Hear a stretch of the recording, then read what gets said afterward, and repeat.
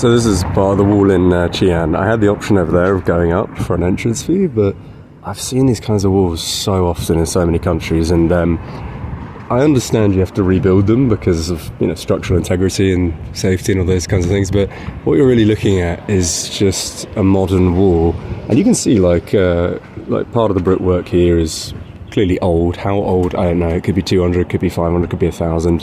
What they claim is never accurate anyway. They have no way to actually depict. Plus they have to, obviously milk these kinds of places for revenue, so they obviously try and pretend that it's all original or all authentic. And unfortunately, even though it's obvious it isn't, most people are none the wise nowadays because they're completely incompetent. But obviously it's a nice wall. I'm not dissing the wall, but hardly any of it's authentic. I mean, really, maybe a small percentile. It's like in Uzbekistan, they've obviously had to take everything down and they've reconstructed it. And you can see, even here, there's a clear line across the darker brick and the brick that's obviously taken much more battering over the years from the weather and whatnot. But they've obviously mixed those in across all the way up to the top. There's no way that this would be 1,000 years old and would survive without each brick looking like this.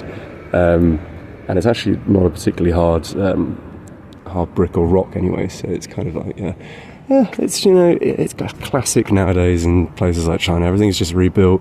I just don't really have an interest in seeing these kinds of things anymore. There's certain things you experience time and time again when traveling, and you just become kind of numb to it all. It's very, very dull. There's no kind of educational benefits to be had from looking at something that's completely restructured. And that's another reason I generally don't go to too many museums, and when I do go, the only reason is to kind of have an inner laugh at the kind of monologues that are issued and the narratives displayed, because they're all false, they're all fugazi, they're all made up.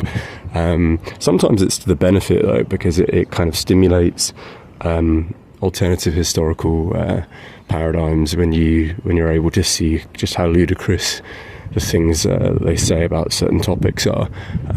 But for the most part, I just don't bother going to the so-called historical sites anymore in kind of developed countries, as China certainly is, because everything is just, you can't really believe it. It doesn't have any value to me. Even though, even if this was modern, this is still impressive. But I mean, not impressive enough to kind of spend too much time kind of traipsing around it.